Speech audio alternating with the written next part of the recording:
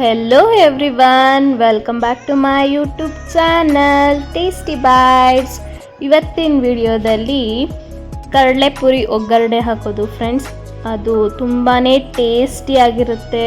ಮಳೆ ಬೀಳ್ತಾ ಇರಬೇಕು ಆಚೆಗಡೆ. ಇವಾಗ ನೋಡಿ ಮಧ್ಯಾಹ್ನ ಎಲ್ಲ ಬಿಸಿಲಿರುತ್ತೆ, ರಾತ್ರಿ ಸಂಜೆ ಆದರೆ ಮಳೆ ಬರುತ್ತೆ. ಆ ಮಳೆ ಬರೋ ಟೈಮಲ್ಲಿ ಒಂದು ತಟ್ಟೆಗೆ ಹಾಕ್ಕೊಂಡು ತಿಂತಾಯಿದ್ರೆ ಆಹಾ, ಬಾಯಲ್ಲಿ ನೀರು ಬರುತ್ತೆ ಫ್ರೆಂಡ್ಸ್. ಎಷ್ಟು ಚೆನ್ನಾಗಿರುತ್ತೆ ಅಂದರೆ ಅಷ್ಟು ಟೇಸ್ಟಿಯಾಗಿರುತ್ತೆ. ಒಂದು ಸಲ ಈ ರೀತಿ ಮಾಡಿ ನೋಡಿ, ನೀವು ಪದೇ ಪದೇ ಮಾಡ್ತಾ ಇರ್ತೀರ. ಹೇಗೆ ಮಾಡೋದು ಅಂತ ನೋಡೋಣ ಬನ್ನಿ. ನಾನು ಮೊದಲನೇದಾಗಿ ಇದು ಬೆಂಗಳೂರು ಪುರಿ ಅಲ್ಲ ಫ್ರೆಂಡ್ಸ್, ಉಪ್ಪು ಪುರಿ ಅಂತ ಸಿಗುತ್ತೆ, ಅದು ತೊಗೊಂಡಿದ್ದೀನಿ ಒಂದು ಪ್ಯಾಕೆಟಷ್ಟು. ಅದನ್ನು ಒಂದು ಪಾತ್ರೆಗೆ ಹಾಕ್ಕೊಂಡು ಬಿಸಿ ಮಾಡ್ಕೊಳ್ತಾ ಇದ್ದೀನಿ. ಸ್ವಲ್ಪ ಗರಿ ಗರಿ ಮಾಡ್ಕೋಬೇಕಾಗತ್ತೆ, ಅದು ಗರಿ ಇರುತ್ತೆ.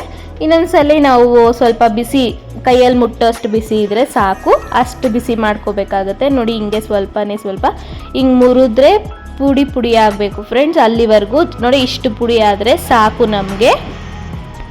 ನಾನು ಇಷ್ಟು ಬಿಸಿ ಮಾಡ್ಕೊಂಡಿದ್ದೀನಿ. ಅದನ್ನು ತೆಗೆದುಬಿಟ್ಟು ಒಂದು ಬಾಣಲಿಗೆ ಸ್ವಲ್ಪ ಎಣ್ಣೆ ಹಾಕ್ಕೊಳ್ತಾ ಇದ್ದೀನಿ.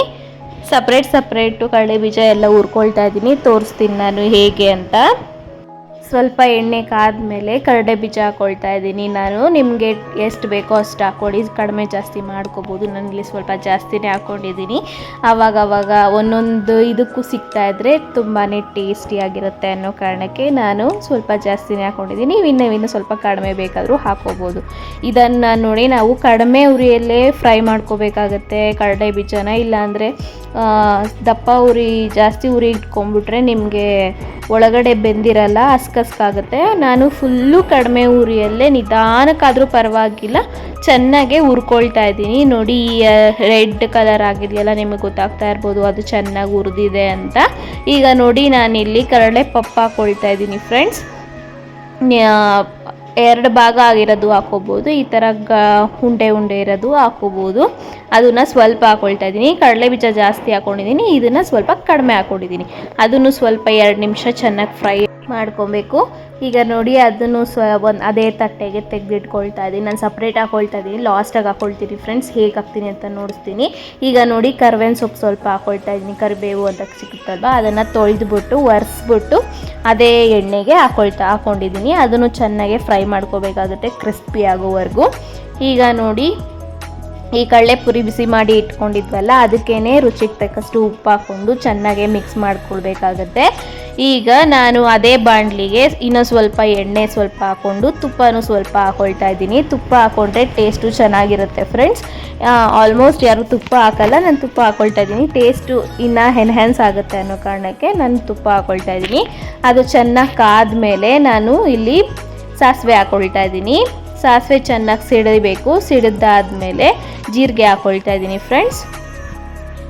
ಅದು ಚೆನ್ನಾಗಿ ಸಿಡಿದ್ಮೇಲೆ ಒಣಗಿದ ಮೆಣಸಿನ್ಕಾಯಿ, ಖಾರ ಮೆಣಸಿನ್ಕಾಯಿ ಇರುತ್ತಲ್ವ, ನೀವು ಬೇಕಾದ್ರೆ ಮಜ್ಜಿಗೆ ಮೆಣಸಿನ್ಕಾಯಿ ಹಾಕ್ಕೋಬೋದು, ಅದು ಹಾಕ್ಕೊಂಡಿದ್ದೀನಿ. ಮತ್ತು ಗರಂ ಮಸಾಲ ಸ್ವಲ್ಪ, ಅರಿಶಿನ ಸ್ವಲ್ಪ ಹಾಕ್ಕೊಂಡಿದ್ದೀನಿ ಫ್ರೆಂಡ್ಸ್. ಖಾರದ ಪುಡಿ, ನಿಮ್ಗೆ ಖಾರದ ಪುಡಿ ಮನೆಯಲ್ಲೇ ಮಾಡಿದರೂ ಪರವಾಗಿಲ್ಲ ಅಥವಾ ಹೊರಗಡೆಯಿಂದ ತಂದಿದ್ರೂ ಪರವಾಗಿಲ್ಲ, ನಾನು ಅದನ್ನು ಹಾಕ್ಕೊಂಡಿದ್ದೀನಿ.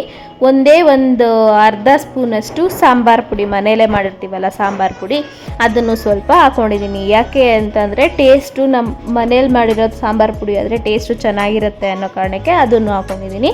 ಇದನ್ನು ಖಾರ ಎಲ್ಲ ಹಾಕ್ಕೊಳ್ಳೋವಾಗ ಎಣ್ಣೆ ಫುಲ್ಲು ಕಡಿಮೆ ಇರಬೇಕು ಉರಿ, ಅದು ಅಥವಾ ಆಫ್ ಮಾಡಿಕೊಂಡ್ರೂ ಪರವಾಗಿಲ್ಲ. ಇಲ್ಲಾಂದರೆ ನಿಮಗೆ ಸೀದೋದಂಗೆ ಆಗುತ್ತೆ. ನಿಮಗೆ ಮಾಡಿ ರೂಢಿ ಇದೆ ಅಂದರೆ ಫುಲ್ ಕಡಿಮೆ ಇಕ್ಕಿಬಿಟ್ಟು ಮಾಡಿ, ಅಥವಾ ನಮಗೆ ಬರಲ್ಲ ಸೀದೋಗುತ್ತೆ ಅನ್ನೋಂಗಿದ್ರೆ ಫುಲ್ ಫ್ಲೇಮ್ ಆಫ್ ಮಾಡಿಬಿಟ್ಟು ಹಾಕ್ಕೋಬೋದು. ಈಗ ನೋಡಿ ಅದನ್ನು ಎಲ್ಲ ಫ್ರೈ ಮಾಡ್ಕೊಂಡಿದ್ದಾದಮೇಲೆ ಆ ಖಾರನ ಎಣ್ಣೆ ಸಮೇತ ಕಡಲೆ ಪುರಿಗೆ ಹಾಕ್ಕೊಂಡು ಚೆನ್ನಾಗೆ ಮಿಕ್ಸ್ ಮಾಡ್ಕೋಬೇಕಾಗತ್ತೆ.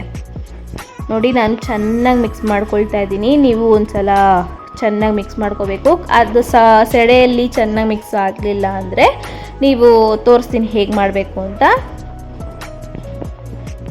ಎಣ್ಣೆ ಜಾಸ್ತಿ ಏನು ಅನಿಸಲ್ಲ ಫ್ರೆಂಡ್ಸ್. ನೋಡಿ ಈಗ ನಾನು ಅದು ಸ್ವಲ್ಪ ಮುಕ್ಕಾಲು ಮಿಕ್ಸ್ ಆದಮೇಲೆ ಕಡಲೆ ಬೀಜ, ಕಡಲೆ ಪಪ್ಪು ಮತ್ತು ಕರ್ಬೇವಿನ ಸೊಪ್ಪೆಲ್ಲ ಹುರಿದು ಫ್ರೈ ಮಾಡಿ ಇಟ್ಕೊಂಡಿದ್ವಲ್ಲ, ಅದನ್ನು ಹಾಕ್ಕೊಂಡು ಮಿಕ್ಸ್ ಮಾಡ್ಕೊಳ್ತಾ ಇದ್ದೀನಿ.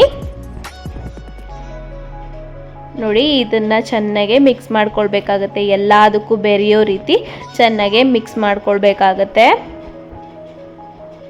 ನಿಮಗೆ ಕಡಲೆ ಬೀಜ ಜಾಸ್ತಿ ಅನ್ನಿಸ್ತಾ ಇರ್ಬೋದು, ಏನೂ ಇಲ್ಲ ಫ್ರೆಂಡ್ಸ್, ಅದು ಚೆನ್ನಾಗಿ ಮಿಕ್ಸ್ ಆದರೆ ಸರಿ ಹೋಗುತ್ತೆ. ನೋಡಿ ಗೊತ್ತಾಗ್ತಾ ಇರ್ಬೋದು.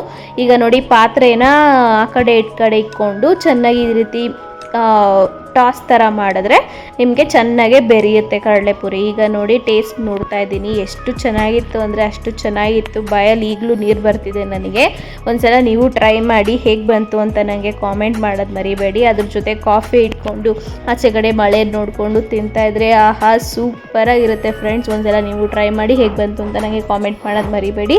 ಇನ್ನೊಂದು ಚಾನಲ್ ಲಿಂಕು ಹಾಕಿರ್ತೀನಿ, ಅದನ್ನು ಹೋಗಿ ಸಬ್ಸ್ಕ್ರೈಬ್ ಮಾಡಿ, ಎಲ್ಲ ವೀಡಿಯೋಸು ವಾಚ್ ಮಾಡಿ. ಫಸ್ಟೇ ನನ್ನ ವೀಡಿಯೋಸ್ ಎಲ್ಲ ನೋಡಬೇಕು ಅಂತಂದರೆ ಬೆಲ್ ಐಕಾನ್ ಒತ್ತೋದು ಮರಿಬೇಡಿ. ಇಷ್ಟ ಆದರೆ ಲೈಕ್ ಮಾಡಿ, ಶೇರ್ ಮಾಡಿ, ಕಾಮೆಂಟ್ ಮಾಡಿ. ಇನ್ನು ಎಲ್ಲ ವೀಡಿಯೋಸು ಹೋಗಿ ವಾಚ್ ಮಾಡಿ.